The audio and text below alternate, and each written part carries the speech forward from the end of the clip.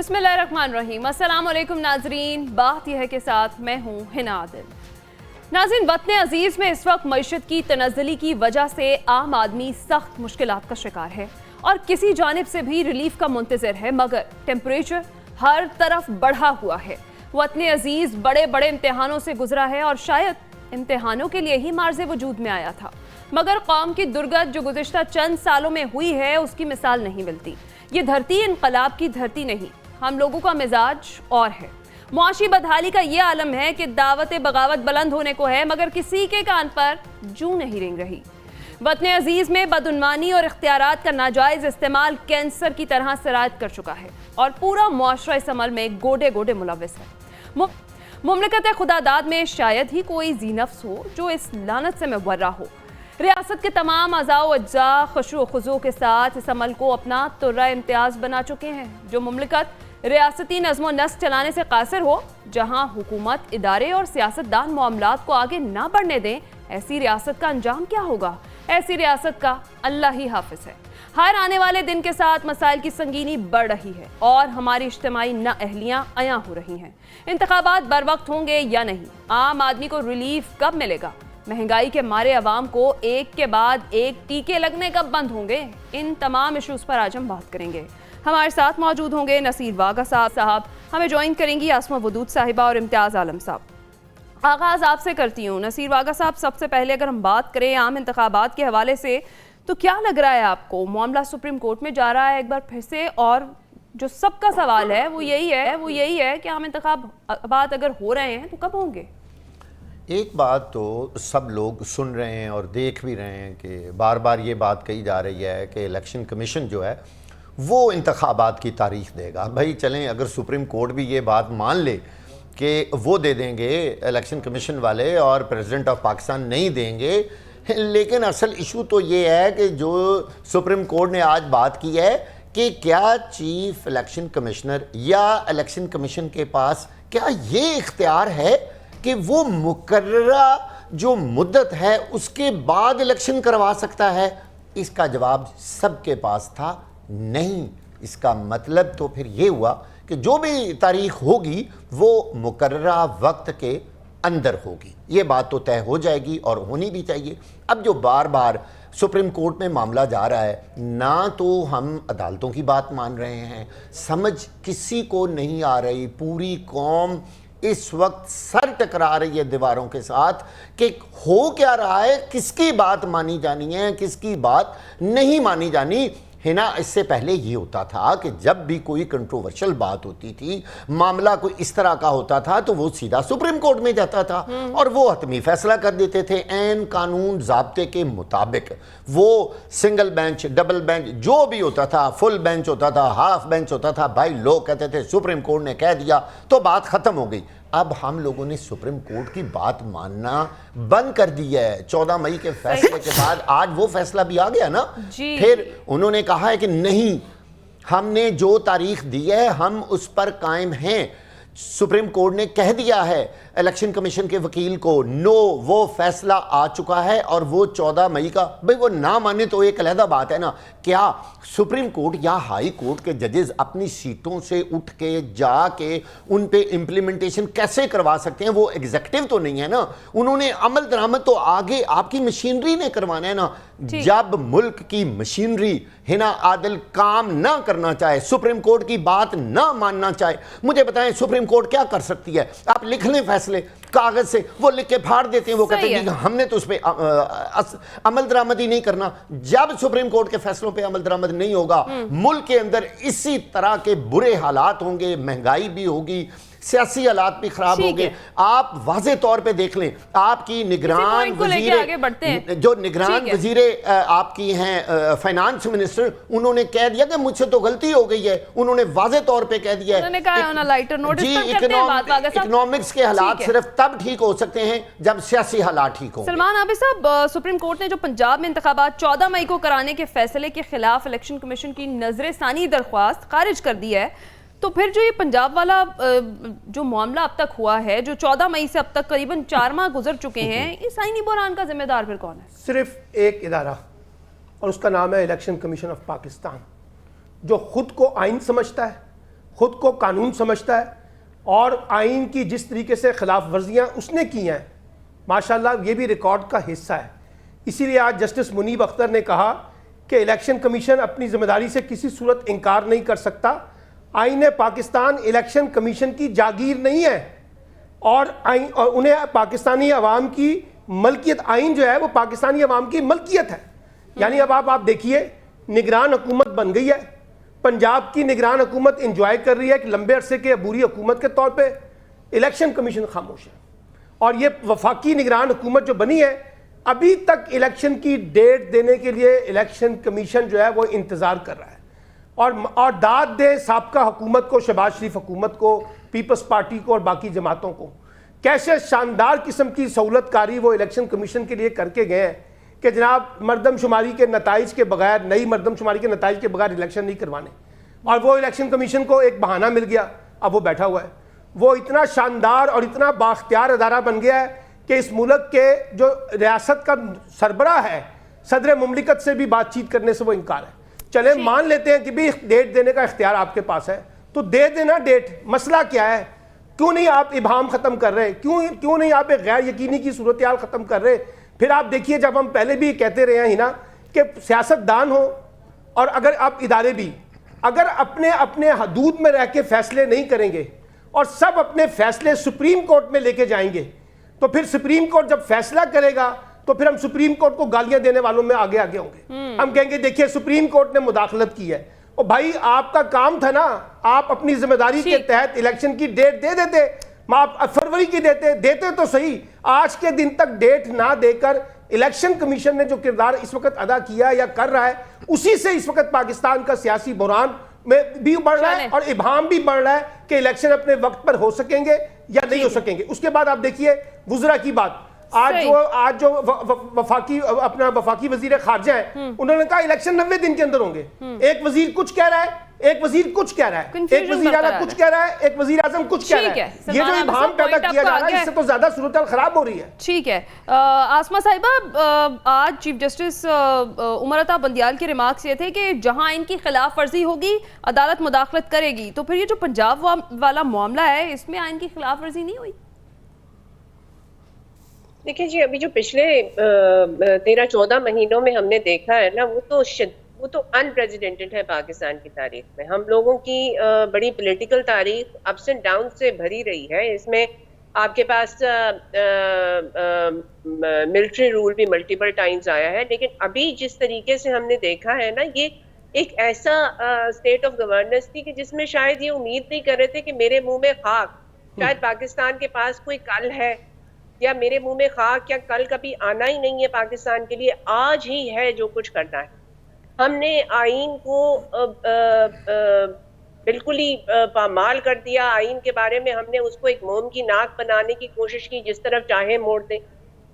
Supreme court کے فیصلوں کو بے نوا کر دیا، وہ امپلیمنٹ ہی نہیں ہو سکے. بالکل سر نے صحیح کہا، سپریم کورٹ ایک فیصلہ دے سکتی ہے نا، انٹرپریٹیشن دے سکتی ہے، اس کی امپلیمنٹیشن نہیں ہوگی. جب آپ سپریم کورٹ کو وقت کر دیں گے تو آپ کے پاس کیا رہ جائے گا ایز اے سیف گارڈ؟ کیا رہ جائے گا آخری ریزورٹ؟ ہم نے جس طریقے کی گورننس دیکھی ہے نا، انسٹیٹیوشنز کو آپس میں کلائیڈ کروا دیا. There was like as if there is no tomorrow.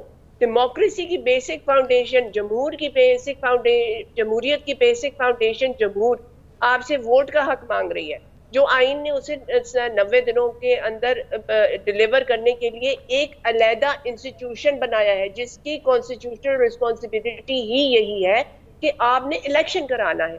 ان کا اور کوئی رول نہیں ہے جو کہ اس سے زیادہ پریورٹی رکھتا ہو.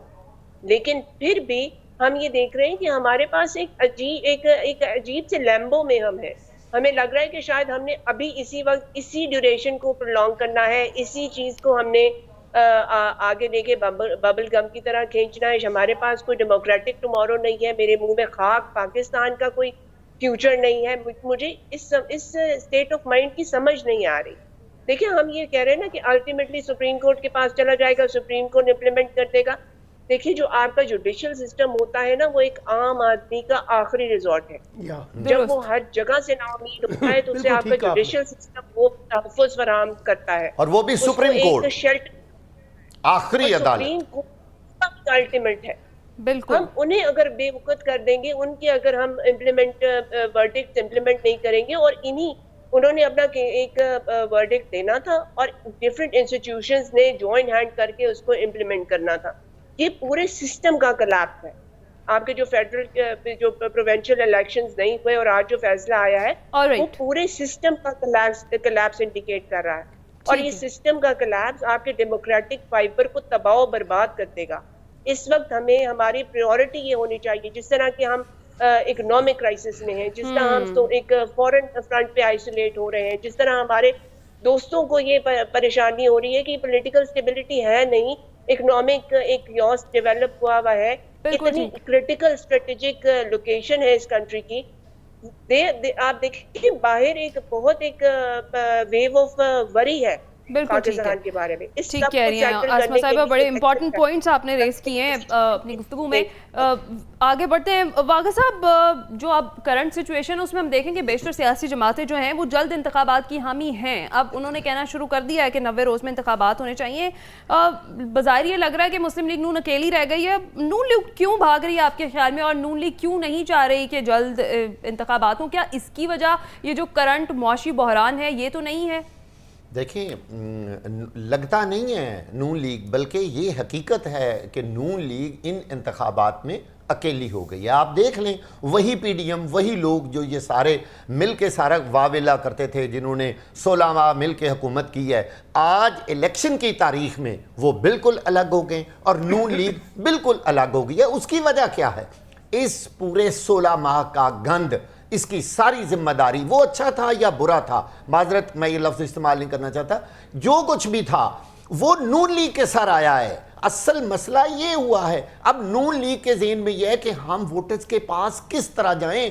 پیٹرول 300 پر آ گیا ہے, ڈالر جو ہے وہ 330 روپے پہ اوپن مارکیٹ میں بک رہا ہے. ہم لوگوں آٹا کس طرح 180 روپے آٹا, آج 170 روپے چینی بک رہی ہے. مجھے بتائیے مسلم لیگ نون کیا بیانیاں لے کے لوگوں کے پاس جا کے ووٹ مانگنے جائے گی, کس منہ سے؟ بیانیاں کیا ہوگا یہ بھی سوال ہے. ووٹ کو عزت دو جی, بس ووٹ کو عزت دو, عوام کو بھی عزت نہ دو, عوام کو روٹی بھی نہ دو, عوام کو پانی بھی نہ دو, عوام کو بجلی بھی نہ دو, عوام کو کچھ نہ دو, ان سے آکسیجن بھی چھین لو. بس ان کو کہو ہمیں نا آپ اپنا ووٹ دے دیں, اپنی روح نکال کے دے دیں, جسم آپ کا جہاں مرضی جائے. اس طرح نہیں ہوتا.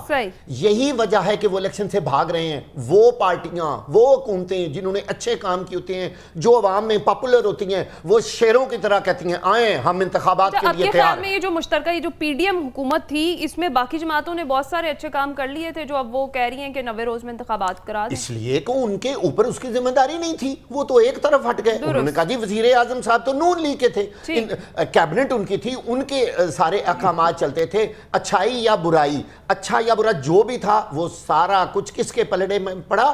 نون لیگ میں. یہی وجہ ہے کہ نون لیگ کے بہت سارے لوگ کہتے تھے ہمیں حکومت نہیں لینی چاہیے, ہمیں حکومت نہیں لینی چاہیے, ہم نے غلطی کی, یہ ہم نے بہت. بھائی جس گاڑی میں پیٹرول نہیں ہے آپ کو ضرورت کیا ہے اس گاڑی میں بیٹھنے کی؟ جب وہ پنچر ہے, اس کا جو اس کا انجن اگر ختم ہوا ہے تو آپ وہ گاڑی نہ لیں.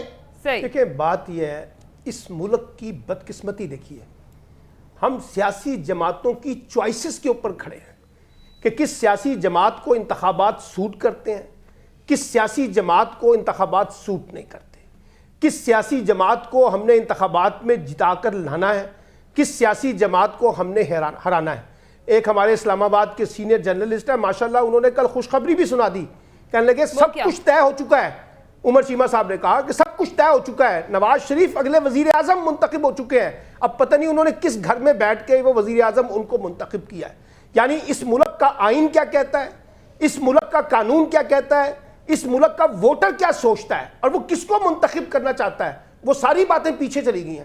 اور ہم چلے گئے ہیں ایڈونچرزم کے اندر, کس کو لانا ہے, کس کو نہیں لانا, کس کو انتخاب سوٹ کرتا ہے, کس کو انتخابات سوٹ نہیں کرتے. یہی جماعتیں تھیں نا جنہوں نے پہلے طے کیا کہ ہمیں انتخابات میں تاخیر کرنی ہے, اور تاخیر کرنے کے لیے راستہ کیا ڈھونڈا؟ مردم شماری کے نتائج, اور اس کو بنیاد بنا کر دیا. اب معاملہ کیونکہ پیپلز پارٹی کو اور اسٹیبلشمنٹ کا ذرا تھوڑا سا خراب ہوا ہے, تو پیپلز پارٹی دباؤ بڑھانے کے لیے 90 دن کے الیکشن کا ایک اور راگ الاپ رہی ہے.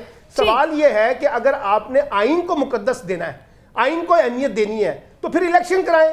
آپ چھوڑیں کس جماعت کو سوٹ کرتا ہے کس جماعت کو سوٹ نہیں کرتا, یہ معاملہ تو ووٹر طے کرے گا نا کس کی پرفارمنس بہتر تھی. عمران خان کی جماعت نے 3.5 سال بہتر پرفارم کیا, شہباز شریف کی حکومت نے 1.5 سال بہتر پرفارم کیا, سندھ میں پیپلز پارٹی نے بہتر پرفارم کیا. اب ان پہ چھوڑ دینا ووٹر پہ, ووٹر کو فیصلہ کرنے دینا. لیکن مسئلہ یہ ہے کہ ہمارا جو ہے, ہم تو ووٹر کے ذریعے تو عوام حکومتیں منتخب نہیں کرتے, ہم تو اپنی چوائسز کی بیسس کے اوپر حکومتوں کو منتخب کرنے کا کھیل کھیلتے ہیں. اب کیونکہ نظر نہیں آ رہا, سمجھ نہیں آ رہا کہ کس طریقے سے الیکشن کروائیں, کہیں الیکشن کروائیں گے تو نتیجہ جو ہے وہ مسلم لیگ نون کے خلاف نہ آ جائے, پیپلز پارٹی کے خلاف نہ آ جائے, کہیں پی ٹی آئی کے حق میں نہ آ جائے. اسی شش و پنج میں بیٹھے ہوئے ہمارا الیکشن کمیشن بھی, ہماری سابقہ حکومت بھی اور آپ کی موجودہ نگران حکومت بھی, اور ایک ایسا مخمصہ پیدا کر دیا ہے انہوں نے پاکستان کی پالیٹکس میں, نہ ہم آگے کی طرف دیکھ رہے ہیں نہ ہم پیچھے کی طرف دیکھ رہے ہیں, بیچ میں ایک کھائی ہے اور اس کھائی کے اندر ہم کھڑے ہوئے ہیں, کہیں ہم گر نہ جائیں, اور گرنے کے بجائے ہم کھڑا ہونا چاہتے ہیں. اس کھائی میں تو عوام کو کھیل دیا ہے ان سب نے مل کے. سلمان حافظ صاحب, کھائی میں تو عوام گر چکی ہے. آسما ودود صاحبہ, نون لیگ جو ہے وہ موقف یہ اختیار کر رہی ہے کہ سی سی آئی میں تمام جماعتوں کا یہ مشترکہ موقف تھا کہ حلقہ بندیوں کے بعد ہی انتخابات کروائے جائیں, تو کیا یہی وجہ ہے کہ اب مسلم لیگ نون جو ہے وہ اکیلی اس موقف پر رہ گئی اور باقی جو بیشتر سیاسی جماعتیں ہیں وہ جلد انتخابات کی حامی ہیں کہ 90 روز میں انتخابات کرائے جائیں؟ دیکھیں جی, یہ جو نئی حلقہ بندیاں اور مردم شماری کا جو وینچر تھا نا, یہ تھا ہی مس ایڈوینچر. یہیں سے ایک فاؤنڈیشن لے ہو جاتی جہاں پہ 2 آپ کے نگران وزیر اعلیٰ بیٹھے جن کے پاس مینڈیٹ ہی نہیں ہے, جن کے پاس یہ کیپیسٹی ہی نہیں ہے. پیپل پارٹی نے وہاں پہ بھی ایک طریقے سے ڈبل گیم کی ہے, اور اب وہاں سے وہ بیک آف کریں. صرف آپ کے اور بلوچستان کے وزیر اعلیٰ اس بات پہ آبجیکشن کر سکتے تھے کہ یہ جو ہمارے ساتھ بیٹھ کے صرف ڈیسائیڈ کر رہے ہیں کے پی کے اینڈ پنجاب, ان کا مینڈیٹ نہیں ہے, یہ یہاں پہ بیٹھ کے ڈیسائیڈ نہیں کر سکتے. اور ڈی لیمیٹیشن کے بعد آپ سیٹوں کی ری اسیسمنٹ کیسے کریں گے, اس کے لیے آپ کو اسمبلی چاہیے. وہ ایک ایسی کمپلیکسٹی, اگین ہم نے ہم ایک طوفان سے نکل کے نا, کانسٹیٹیوشنل طوفان سے نکل کے دوسرے کانسٹیٹیوشنل طوفان میں, وہ ایک سمندر کا سامنا تھا مجھے, ویسے والی سچویشن میں ہم ہیں. تو وہ تو ایک مس ایڈوینچر تھا. آپ نے ابھی ایک سوال سب سے کیا, اس میں ایک کامنٹ کرنا چاہوں گی کہ نون لیگ ہی کیوں الیکشن سے ڈر رہی ہے. دیکھیں جی, پی ٹی آئی جو آپ کا پیپل پارٹی ہے, اس کا سیف ہیون ہے سندھ, اس کو سندھ سے اکھاڑنے پچھاڑنے میں بہت ٹائم لگے گا, مے بی اگلے 2-4 الیکشنز لگیں, وہ وہاں سیف ہے. اس کے علاوہ باقی کے پی کے آپ کا پی ٹی آئی کا سیف ہیون ہے. جو صحیح گیم ڈلتی ہے اور جہاں سے آپ کی ہر چیز ڈیسائیڈ ہوتی ہے وہ پنجاب ہے. پنجاب میں نون لیگ ایک زمانے میں اسٹرانگ تھی, لیکن ابھی اس وقت ان کی وہاں پہ گراؤنڈ پہ ایگزسٹنس نہ ہونے کے برابر ہے. ان کا جو ایک اپروچ رہی ہے نا کہ پی ٹی آئی نے اپنے لیے بھی ایک کیمپین چلائی, اور ان لوگوں نے بھی جس طریقے کی گورننس کی ہے, جس طریقے کی پولیٹیکل وکٹمائزیشن کی ہے, جس طرح suppression of freedom of speech کی ہے, انہوں نے بھی پی ٹی آئی کے لیے ہی ایک طریقے سے کیمپیننگ کی ہے, نون لیگ نے. تو آپ اس پوری سچویشن کو دیکھیں نا, تو اس وقت نون لیگ کارنر ہے, their hands are empty, they don't have anything. Economic crisis, جب میں نے بھی ایک دفعہ غالباً ہمارے ہی پروگرام میں, اسی پروگرام میں کہا تھا کہ اس وقت جب یہ چینج کی ایک ویو شروع ہوئی تھی, تب بھی ہم اس طرح ایک دفعہ بیٹھے ہوئے تھے, تو میں نے یہی کہا تھا کہ اس وقت کوئی بھی نہیں چاہے گا کہ وزیر اعظم کے to come in prime ministers shows. مگر surprise to everybody, Noon League thought کہ یہ ایک رائٹ ٹائم ہے گورنمنٹ میں آنے کی. اور ناؤ دے ہیو, اور اس کے پاس جس اسٹائل کی گورننس کی گئی, جس اسٹائل کی ایک گیم آف فیئر کھیلنے کی کوشش کی, اس سے انہیں نقصان در نقصان ہوا. they have entered a series of misfortunate events. صحیح. اب they don't have anything at hand, اور اس وقت ان کا سب سے بڑا فیئر یہ ہے کہ what will happen to Punjab, کیونکہ ان کے سارا جو ایمفیسس ہوتا ہے وہ پنجاب پہ ہی ہوتا ہے اس وقت. فیڈریشن وائز, فیڈریشن کی پارٹی تو جس کا ووٹر ہر کونے میں وہ تو ایک ہی ہے. اس کے علاوہ باقی سارے چھوٹی چھوٹی سیگریگیٹڈ پارٹیز ہیں. جب یہ مل کے ساتھ آئیں گی تو ان کا کوئی امپیکٹ بنے گا. اگر یہ علیحدہ علیحدہ آئیں گی تو یہ اپنے اپنے صوبوں میں ہی پرفارم کر سکتے ہیں, اور نون لیگ اس وقت آپ کے پنجاب میں پرفارم نہیں کر سکتی. ٹھیک. بالکل ٹھیک ہے. اس پر تو ہم دیکھیں گے کہ اب عام انتخابات پہلے تو یہی دیکھیں گے کہ کب ہیں, اس کے بعد ہی نتائج جو ہیں وہ ہمیں پتہ چلیں گے کہ کون سے صوبے میں کون سی حکومت آتی ہے یا پھر وفاق میں کس کی حکومت آتی ہے. ناظرین بریک پر جائیں گے, بریک کے بعد جب واپس آئیں گے بات کریں گے کہ 400 یونٹس والے صارفین کو ریلیف دینے کا ہنگامی پلان تیار کر لیا گیا ہے. سوال یہ ہے کہ اس پلان پر عمل درآمد ہو پائے گا ابھی یا نہیں, اس پر بات کریں گے اس بریک کے بعد.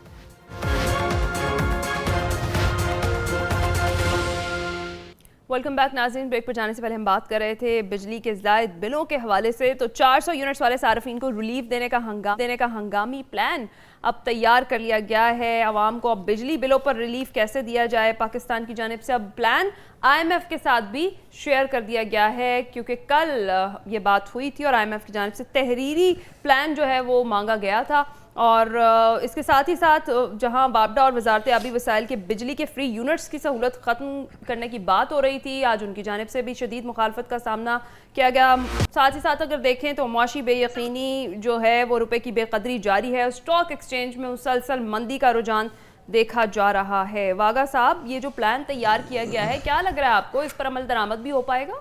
پہلی بات تو یہ ہے, مجھے یہ نہیں سمجھ آ رہی کہ یہ جو فری یونٹس والا ایشو ہے, کیا یہ کون سی دنیا کا طریقہ ہے کہ آپ جس محکمے میں کام کرتے ہیں وہاں سے آپ پوری تنخواہ لیتے ہیں. ذرا غور کریں کہ لیسکو, واپڈا جو بھی ہیں سارے امپلائیز پوری تنخواہ گریڈ کے مطابق لیتے ہیں, پورے پرکس بھی لیتے ہیں, تو پھر بجلی کے یونٹ کس چکر میں فری لیتے ہیں؟ آج تک کبھی کسی نے اس کا جواب دیا ہے؟ اور ظاہر ہے وہ تو مخالفت کریں گے بھئی, ان کے فری یونٹ سب سے پہلے ان سے پوچھنے کی کیا ضرورت ہے؟ وزیر اعظم, نگران وزیر اعظم کا کام تھا فیصلہ کرنا, ختم. کون سے مفت یونٹ بھائی, کیوں باقی عوام, حکومت کے پاس یہ اختیارات ہوتے ہیں ویسے؟ جی بالکل ہوتے ہیں, میں گارنٹی سے کہہ رہا ہوں. گورنمنٹ یہ کر سکتی ہے کہ جی ہم نے نہیں دینے آپ کو, کیوں ہنا ان کے پیسے آپ اور میں دے رہے ہیں. آپ مجھے بتائیں وہ یونٹ کہاں فری, کوئی اللہ میاں کی آسمانی بجلی سے وہ یونٹ بنتے ہیں؟ وہ بھائی ہر بندے کو پتا ہے وہ پوری قیمت اس کی برابر ہوتی ہے. ایک بات. دوسری بات یہ ہے کہ جو پلان آیا ہے وہ جو ہم نے سنا ہے کہ بلوں کی قسطیں کی جا رہی ہیں, ماشاءاللہ کیا پاکستانی قوم کو خوش ہو جانا چاہیے کہ ان بلوں کی قسطیں ہوں گی. مجھے ذرا ایک بات تو بتائی جائے, جب بل کی قسط ہوتی ہے تو موجودہ مہینے کا بل جمع پچھلے مہینے کا بل کی قسط وہ جمع کر کے آپ کو جمع کروانی پڑتی ہے. یہ یاد رکھیے گا, جب بھی آپ کوئی ایک بل مس کرتے ہیں یا بلوں کی قسطیں کراتے ہیں, وہ صارفین کے لیے اس سے بڑا عذاب بن جاتا ہے. کیوں کہ وہ بڑھتا جاتا ہے. میں آپ کو مثال دے رہا ہوں, دیکھیں یہ 2-3 مہینوں کی چلیں, آپ اکٹھا کر لیں, کسی شخص کا جی 50,000 بل ہے, اس مہینے اس کا 20,000 آ گیا. اب اس 50,000 کو آپ 4 پہ تقسیم کر لیں, وہ چوتھا حصہ پلس اس مہینے کا 20,000 کا بل وہیں چلی جائے گی. جی پتا تو لگ تو پتا جائے گا لوگوں کو, واہ IMF سے کیا طریقہ نکالا ہے, کیا ریلیف لیا. وہ اس کے لیے آپ کو پوچھنے کی ضرورت ہے. اور یہ تو وہ کام ہے جو واپڈا کا SC کے پاس اختیار ہے 4 قسطیں کرنے کا. میں آپ کو گارنٹی سے کہہ رہا ہوں, SDO کے پاس 2-3 قسطیں کر سکتا ہے, ایکسین 4 کر سکتا ہے, SC کے پاس انلیمیٹڈ پاور ہے. وہ جو ہم نے خبر سنی تھی وہ کھر صاحب کی کوئی محترمہ جو ہیں, ان کا جو ایک بہت بڑا سکیم آیا تھا اور کروڑوں روپے کا بل تھا, اور ان کو 15,000 روپیہ ماہانہ پہ وہ بل ادا کر رہی تھی. وہ بھائی قسطیں کرنا تو ویسے ہی پاکستان میں جائز ہے. آپ IMF سے کیا مانگ رہے ہیں بتائیں نا, کیا آپ نے ٹیکسز کم کروائیں؟ لوگوں کو کوئی ریلیف نہیں ملا. اس میں لگایا جا رہا ہے. سلمان عابد صاحب, کس حد تک قابل عمل دیکھ رہے ہیں آپ اس پلان کو جو واگا صاحب نے ڈیٹیل سے بیان بھی کر دیا ہے, اور بتائیے کہ کہاں جا کر رکنے والا ہے یہ سلسلہ؟ قوم کے ساتھ مذاق.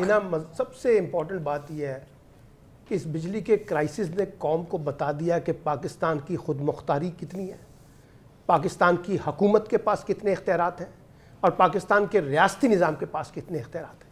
یعنی اس بجلی کے کرائسس کے لیے آپ کو IMF کے پاس جانا پڑ رہا ہے اور ان سے کہنا پڑ رہا ہے کہ اگر آپ ہمیں اجازت دیں گے تو ہم یہ کریں گے. یعنی پاکستان کی بھی تو ضروری ہے, ٹھیک ہے نا, میں اب اندازہ لگا لینا کہ پاکستان کھڑا کہاں ہے, یہ دیکھیں نا, تو پھر ڈیفالٹ کس کو کہتے ہیں. اور دوسری بات سنیں, ایک بڑا اچھا اس کام نے نا لوگوں کو ایک بڑے برے طریقے سے ایکسپوز کیا ہے.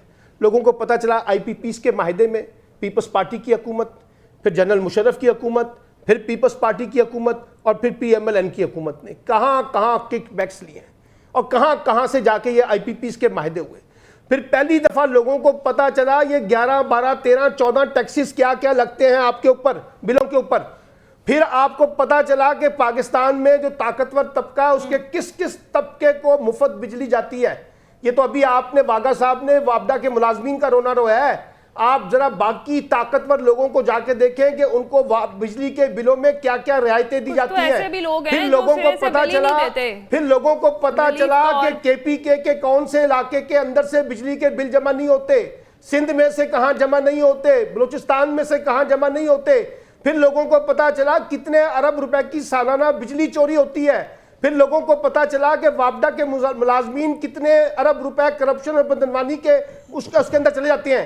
یعنی آپ اندازہ لگائیے یہ صرف بجلی کے محکمے کا نظام ہے جس کے اندر اربوں روپے کی کرپشن اور اربوں روپے کے کک بیکس ہمیں سمجھ آ رہے ہیں. پھر اس کے بعد آپ کہتے ہیں جی عوام کو ریلیف دینا ہے. عوام کو تو آپ چھری چلا رہے ہیں نا، اور جبر کی بنیاد پہ چھری چلا رہے ہیں. ڈائریکٹ ٹیکسز لینے لوگ جن سے لینے ان سے تو لے نہیں رہے، اور صارفین کے اوپر ان ڈائریکٹ ٹیکسز کے نام پہ tax plus tax plus tax لگا رہے ہیں. تو یعنی لوگوں کے بل 10,000 15,000 کا بل ہوگا، اس کے اوپر 20,000 کا سلمان ٹیکس حافظ ہوگا. صاحب جو ہماری اجتماعی نااہلیاں ہیں نا وہ اب بیاں ہو رہی ہیں. تو وہی تو میں کہہ رہا ہوں، ابھی تو صرف ایک محکمے کی میں کہانی آپ کے سامنے آ رہی ہے نا. اسی طریقے سے آپ جائیے پیٹرول کا مافیا، گیس کا مافیا اور کس کس بلیک میں گئے. ابھی چینی کا کرائسس بھی آ گیا سامنے. اس پہ کرتے ہیں آگے چل کے بات.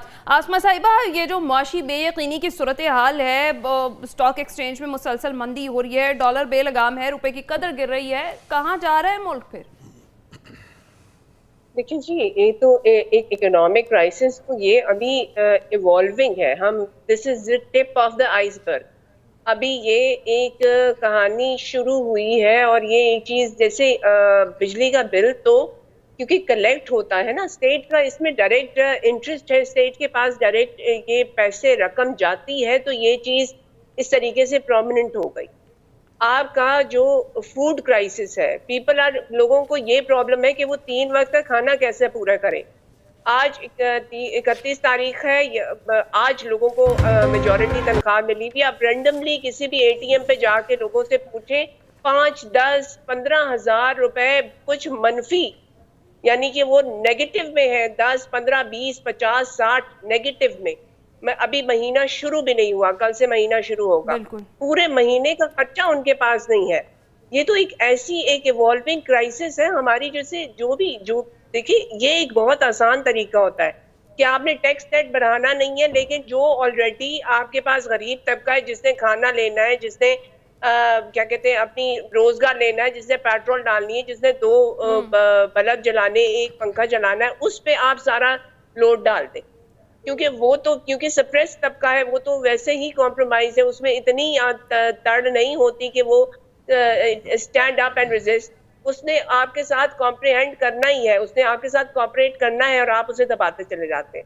لیکن یہ اسٹریٹجی امپلائی کر کے ہماری مڈل کلاس، جس نے ہماری اکانومی کو چلانا ہے، مڈل کلاس جو کہ آپ کی اکانومی کے پہیے کو رول اپ کرتی ہے، وہ بالکل کرش ہو چکی ہے. True that. بالکل. اس وقت 3 وقت کا کھانا ٹیبل پہ رکھنا لوگوں کے لیے پرابلم ہو رہا ہے. سچویشن ایوالو ہو رہی ہے. ابھی یہ جو ہم بجلی کو ڈسکس کر رہے ہیں نا، یہ کلائمیکس نہیں ہے، یہ صرف بگننگ ہے. اور اس کو اگر اس وقت ایڈریس نہ کیا گیا نا، پرومپٹلی ایڈریس نہ کیا گیا، اور ایڈریس کرنے کا کیا طریقہ ہے؟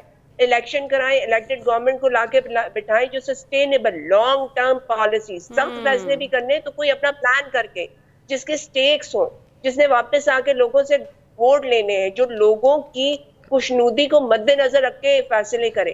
ایسی گورنمنٹ کو لا کے پاور میں بٹھائے. یہیں سے اس پوری چیز کا سلوشن ہوگا. اس کے علاوہ اس کا کوئی سلوشن نہیں ہوگا. یہ جتنا بھی فار ٹائم بینگ آپ یہ ریلیف دے دیں، جی آپ 10 قسطیں کر دیں، 50 قسطیں کر دیں، جب تک آپ کی اکانومی کا پہیہ نہیں چلے گا، جب تک آپ کے لوگوں کے پاس پیسہ نہیں ہوگا، جب تک ڈسپوزیبل انکم نہیں ہوگی، وہ کیسے خود کو اور ملک کو سسٹین کریں گے؟ وہ کیسے ملک کا پہیہ چلائیں گے؟ وہ کیسے آپ کو وہ نیڈڈ سپورٹ دیں گے جو آپ کو چاہیے؟ تو اس وقت اس گورنمنٹ کا فوکس یہ ہونا چاہیے کہ ایک الیکٹڈ گورنمنٹ کو لا کے بٹھایا جائے، پاور ہینڈ اوور کی جائے، اور وہ ایک لانگ لاسٹنگ سسٹینیبل ڈیسیجنز لیں، جس سے یہ سب یہ جتنا بھی ایک میس ہے نا اس کو ٹھیک ہونے میں ٹائم لگے گا، درست، لیکن وہ ٹائم تب شروع ہوگا جب یہاں پہ ایک الیکٹڈ گورنمنٹ آ کے بیٹھے بالکل ٹھیک، اور اپنے کام کی اکاؤنٹیبل ہوگی. تمام مسائل کا حل Accountable عام انتخابات ہی ہیں. بالکل آپ ٹھیک کہہ رہی ہیں اسما، بڑا امپورٹنٹ پوائنٹ ہے یہ. واگا صاحب ذرا ایک بار روشنی تو ڈالیں کہ جو بجلی کے بلوں میں اضافہ ہوا ہے تو کون کون سا جو ٹیکس ہے وہ کس کس مد میں لیا جا رہا ہے؟ دیکھیے 13 قسم کے ٹیکس ہیں. ایک دفعہ ہم نے پہلے بھی پوری تفصیل بتائی تھی. حیران کن جو لوگوں کے لیے، لوگ تو بجلی کا بل پہلے شاید دیکھتے ہی نہیں تھے، آنکھیں بند کر کے دے دیتے تھے، شاید ان کے تھوڑا سا لمٹ میں تھا، اوکھے سوکھے ہو کے وہ دے دیتے تھے. اب جب وہ بل ان کے اختیار سے باہر ہو گیا ہے، ان کے یعنی ان کے اپنی تنخواہ سے زیادہ جب ہو گیا تو لوگوں نے بل نکال لیے ہیں کہ ہم نے کتنے یونٹ استعمال کیے، ہم نے بجلی کا ٹیکس کتنا دیا ہے. اور مزے کی بات یہ ہے، آپ دیکھیں تمام کمپنیاں جو ہیں نا بجلی کی، وہ کتنی چلاک ہیں کہ وہ بجلی کی قیمت علیحدہ لوگوں کو بتاتی ہیں اور ان کو کہتے ہیں کہ نہیں نہیں یہ 35% ٹیکس تو گورنمنٹ لے رہی ہے، بجلی کی قیمت اتنی ہے، یہ ٹیکس اتنا ہے. یعنی وہ باقاعدہ حکومت کو ذلیل بھی کر رہے ہیں، بتا بھی رہے ہیں کہ آپ کا جو خون چوس رہا ہے وہ اصل ٹیکس خون چوس رہے ہیں. فردر ٹیکس، بجلی کا فیول ایڈجسٹمنٹ جو چارجز ہیں. ابھی مجھے آج ایک دوست کہہ رہا تھا شکر کریں کہ پاکستان نے چاند پر اپنا راکٹ نہیں بھیجا، نہیں تو اگلے بلوں میں اس راکٹ کے فیول ایڈجسٹمنٹ چارجز بھی آ جاتے کہ لو جی وہ جو ہم نے راکٹ چاند میں بھیجا تھا نا اس کے چارجز بھی اب آپ نے دینے ہیں. یہ قوم کے ساتھ ہے نا بہت بڑا مذاق ہو رہا ہے. آسمہ بالکل ٹھیک کہہ رہی ہیں. دیکھیے 75 سال کے اندر 76 سال کے اندر یہ تمام حکومتیں جو ہم نے ساری جس میں اسٹیبلشمنٹ بھی آئی، جس میں ہماری جمہوریت بھی آئی، جس کو جو مرضی نام دے لیں، ہم 76 سال میں لوگوں کو روٹی نہیں دے سکے 3 سال کی. آپ مجھے بتائیں عوام اس ملک کے ساتھ کس طرح سنسیئر ہو جائے، کیسے لائل ہو، کیسے وفادار ہو، جس دھرتی سے کہ لوگوں سے، حکومتوں سے ان کو آج تک ان کے بچوں کو نہ صحت ملی، نہ تعلیم ملی، نہ روٹی ملی، نہ سکون ملا، نہ امن امان ملا. آپ مجھے بتائیں پھر اس ملک نے ان لوگوں کو دیا کیا؟ اور ملک کا قصور نہیں ہے، ان کے حکمرانوں کا، ہمارے حکمرانوں کا قصور ہے جن کو ہم ووٹ دے دے کے ٹھپے لگا کے ہمارا بھی قصور ہوا نان پہ ہم ووٹ دے کر انہیں لے کر آتے ہیں. جی نان روٹی پہ ہم بکنے والے لوگ ہیں، پھر ہم کہتے ہیں جی اس طرح ہم نے ووٹ دینا ہے. سلمان عابد صاحب، یہ جو سچویشن ہے، خزانہ خالی ہے، خطرے کی گھنٹیاں بج رہی ہیں، نگران حکومت کا کیا کردار ہے ساری سچویشن میں؟ وہ تو کہتے ہیں کہ ہم ذمہ دار نہیں ہیں کیونکہ یہ تو ٹرینڈ چلا آ رہا ہے نا کہ جو کرنٹ گورنمنٹ ہوتی ہے وہ سارا ملبہ پچھلی حکومت پر ڈال دیتی ہے. اب جیسے آن اے لائٹر نوٹ ہی بات کی شمشاد اختر صاحبہ نے، انہوں نے کہا کہ مجھے تو یہ سوچ رہی ہوں کہ میں نے یہ وزارت کیوں قبول کی. اور اس کے ساتھ ہی اگر مرتضیٰ سولنگی صاحب کے بھی پہلے کے بیانات اور اب کے بیانات ذرا ہم دیکھ لیں تو کتنا فرق. پہلے ایک میں آپ کو ضرور بتا دوں ٹیکسز کون سے ہیں. Electricity duty, general sale tax, P T V licence fee, F C surcharges, F P A charges, sale tax, income tax, P H L charges, extra tax, further tax. اب آپ اندازہ لگائیے ان میں سے بعض ٹیکس ایسے ہیں جس کے بارے میں کسی کو پتہ نہیں ہے یہ ٹیکس ہے کیا. اور خاص طور پہ جو لوگ ٹیکس پیئر ہیں ان کے ساتھ بھی یہ ڈبل ٹیکسز آپ وصول کیے جا رہے ہیں. ایک چیز ہے، اب آپ نے نگران حکومت کی بات کی ہے. دیکھیے نگران حکومتیں تو بنتی ہیں صرف اور صرف الیکشن کروانے کے لیے. ہم نے ان کو اللہ دین کا چراغ سمجھ لیا ہے. وہ معاشیات کا کرائسس بھی دور کریں گے، سیکیورٹی کا کرائسس بھی دور کریں گے، سیاسی کرائسس بھی دور کریں گے، بجلی کی قیمتیں بھی ٹھیک کریں گے، آئی ایم ایف کے ساتھ معاملات بھی طے کریں گے. اتنا ملبہ ہم نے ان کے اوپر ڈال دیا. اب ان کی حالت ذرا دیکھیں، نہیں ان کی حالت تو دیکھیں. وزیر اعظم کہتے ہیں، نگران وزیر اعظم کہ اگر لوگ باہر جاتے ہیں تو کیا فرق پڑتا ہے. سولنگی صاحب کہتے ہیں کہ لوگ احتجاج کر رہے ہیں تو کیا اس سے بجلی کے بل سستے ہو جائیں گے. شمشاد اختر صاحبہ کچھ کہتی ہیں. یعنی آپ اندازہ لگائیے نا کہ نگران حکومت کا جو شوشہ ہم نے چھوڑا اس سے حاصل کیا ہو رہا ہے، ماں سوائے یہ کہ بحران جو ہے وہ بڑھ رہا ہے. اب آپ کو میں نے بتا دیا کہ بجلی کے نتیجہ کیا نکلا جو ابھی واگا صاحب نے بتایا کہ جو کام ایس ڈی او کے پاس تھا وہ بیٹھ کے واقعہ وفاقی حکومت نے بیٹھ کے ریزالو کیا. تو اس کا مطلب کیا ہے؟ اس کا مطلب ہے کہ نگران کچھ نہیں کر سکتے. نگرانوں سے بلا وجہ کی ایکسپیکٹیشن نہ لگائیں. ان کو کہیں خدارا الیکشن کروائیں بر وقت، منصفانہ اور شفاف انتخابات کروائیں اچھا۔ اور آپ جائیں اور لوگوں کو جو منتخب ہو کر آئیں گے ان کو حکومت دیں، وہ جانیں اور وہ مسائل جانیں تاکہ 5 سال تک وہ پھر ان مسائل کو لے کر لیڈ کریں. لیکن اگر یہ خود مسائل حل کرنے بیٹھ گئے تو یہ خود بھی ڈوبیں گے اور ساتھ اس پوری قوم کو بھی لے کے ڈوبیں گے. ٹھیک ہے. آسما، آپ کو کیا لگتا ہے اس ساری سچویشن میں جو معاشی بحران ہے اس میں نگران حکومت کا کیا کردار ہے؟ کیونکہ جو نگران حکومت ہے وہ تو کہتی ہے کہ اس میں ہم قصوروار نہیں ہیں، وہ بیسیکلی وہ ہیں بھی نہیں ہیں، لیکن ان کے اختیارات جو ہیں ان میں اضافہ تو کیا گیا تھا، تو اس میں کسی طریقے سے کوئی ریلیف عوام تک وہ پہنچا سکتے ہیں؟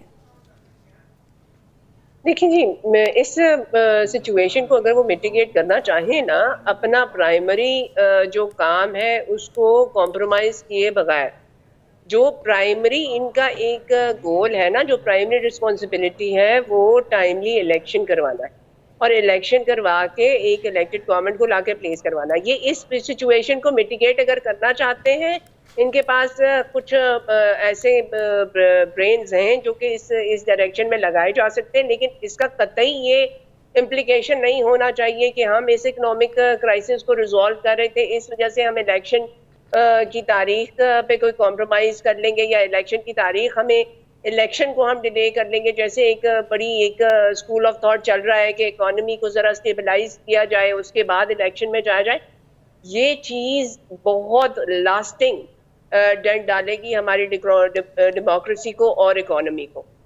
یہ اگر اس سچویشن کو میٹیگیٹ کرنا چاہتے ہیں، اس کو ان کے پاس ایک درد رکھتے ہیں عوام کو کوئی ریلیف اس سچویشن میں دینا چاہتے ہیں، 100 بسم اللہ.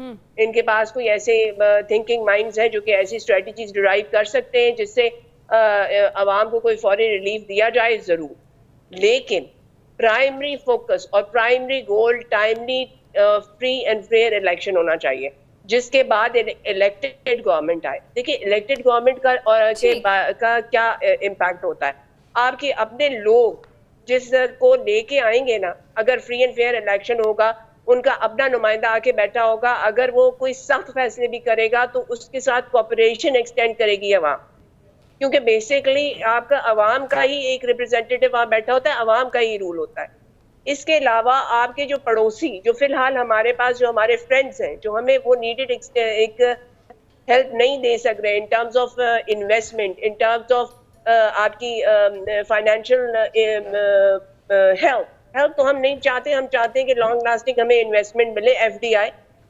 وہ بھی اس کانفیڈنس کے ساتھ انویسٹ کریں گے کہ یہاں پہ اب ایک الیکٹڈ گورنمنٹ ہے. ایک پولیٹیکل اسٹیبلٹی اگر ریڈیلی نہیں بھی ہے تو اس طرف ایک جرنی شروع ہو چکی ہے. مسئلے سارے اس وقت حل ہونا شروع ہوں گے جب ہمارے پاس وہ. جی، آسما سے ہم رابطہ دوبارہ بحال کرنے کی کوشش کرتے ہیں. واگا صاحب، یہ جو ساری سچویشن ہے جو ہم دیکھ رہے ہیں، جس میں واحد حل اب یہی نظر آ رہا ہے، جیسے آسما نے بھی یہی کہا ہے کہ انتخابات کرائے جائیں، اور اس کا کوئی شارٹ ٹرم علاج نہیں ہے. لانگ ٹرم علاج یہی ہے کہ انتخابات ہوں، الیکٹڈ گورنمنٹ آئے، اور اس کے بعد یہ جو تمام معاشی مسائل ہیں ان پر قابو پایا جائے گا. آپ کو بھی یہی لگتا ہے؟ دیکھیے، کچھ بیماریاں ایسی ہوتی ہیں جو گولی پوڑی یا کیپسول دینے سے ٹھیک نہیں ہوتی. ان کا علاج ہوتا ہے آپریشن، یعنی چھوٹا آپریشن یا بڑا آپریشن. جب تک انتخابات نہیں ہوں گے یہ ایک بڑا آپریشن کرنا پڑے گا. اور مزے کی بات ہے، ہم جتنی تاخیر کرتے جا رہے ہیں، جیسے کچھ بیماریاں جس کی سب سے بڑی بیماری کا شکار اب ہمارا ملک ہے، اس بیماری کو ہم جتنا پرولونگ کرتے جائیں گے وہ بیماری اتنی زیادہ بڑھتی جائے گی. مجھے ایک بات کی سمجھ نہیں آ رہی کہ یہ جو ہماری صوبائی حکومت اس وقت کیئر ٹیکر چل رہی ہے، یہ کون سے قانون اور ضابطے کے تحت چل رہی ہے؟ اگر کل کلاں کو یہ اس کے اقدامات، اس کی ٹرانسفر پوسٹنگ، اس کے سارے نوٹیفیکیشن، اس کے اقدامات کسی عدالت میں چیلنج ہو گئے تو اس کی کیا جسٹیفیکیشن ہوگی قانونی طور پر کہ یہ 90 روز کے بعد کس قانون کے تحت کام کرتے رہے؟ کیا حکومت کو خود نہیں چاہیے تھا کہ وہ جاتے الیکشن کمیشن آف پاکستان کے پاس، او بھائی کوئی ہمارا نوٹیفیکیشن کر دو، کوئی ہمارا ذریعہ، کوئی طریقہ تو نکال دو، ہم کس طرح آگے چل رہے ہیں؟ ہمارے ہم یہ جو سگنیچر کر رہے ہیں، یہ جو کیبنٹ کے اجلاس ہو رہے ہیں، یہ جو وزراء کام کر رہے ہیں، یہ کس کھاتے میں جائے گا کل کو؟ اس کی وجہ بھلا کیا ہے؟ ملک کے اندر کوئی قانون نہیں ہے، کوئی پوچھنے والا نہیں ہے.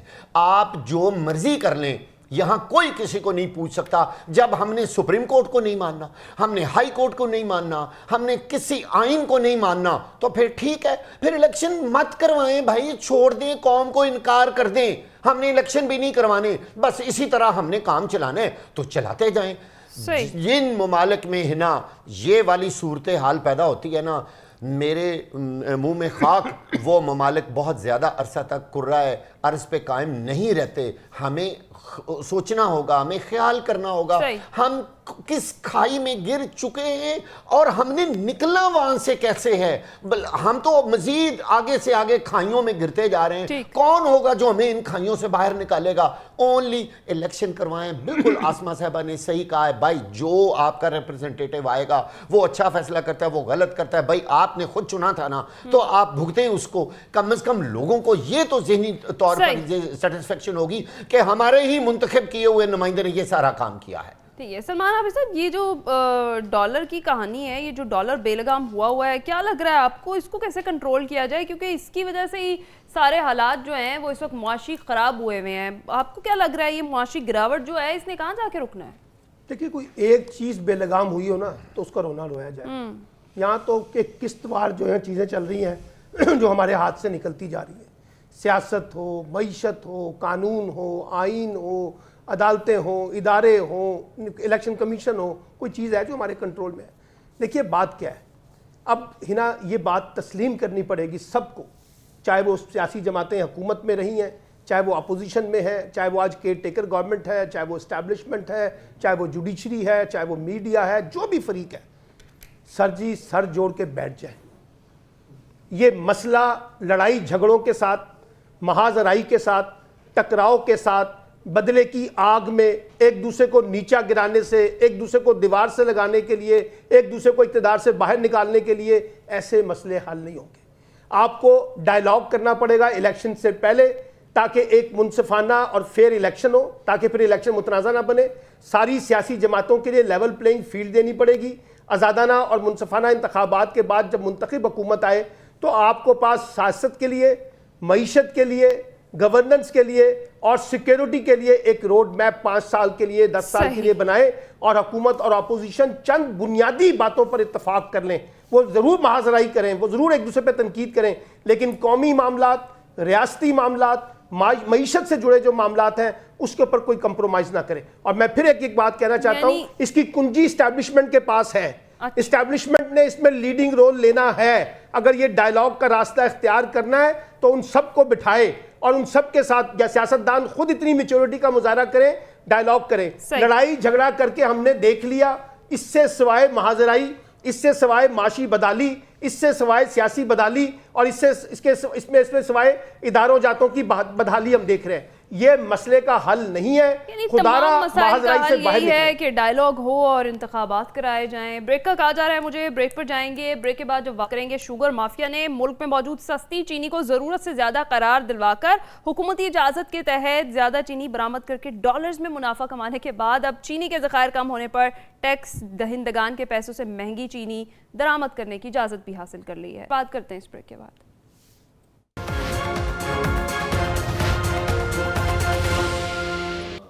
ویلکم بیک ناظرین. بریک پر جانے سے پہلے ہم شوگر مافیا کے حوالے سے بات کر رہے تھے. پہلے تو جو سستی چینی تھی اس کو ضرورت سے زیادہ قرار دلوایا گیا اور پھر حکومت سے اجازت لی گئی, اور زیادہ چینی جو تھی اسے برآمد کر کے ڈالرز میں منافع بھی کما لیا گیا. لیکن اب چینی کے ذخائر کم ہونے پر ٹیکس دہندگان کے پیسوں سے مہنگی چینی درآمد کرنے کی اجازت بھی حاصل کر لی ہے, اور وفاقی حکومت نے 220 روپے کلو کے حساب سے 10 لاکھ میٹرک ٹن چینی امپورٹ کرنے کی اب اجازت دی ہے.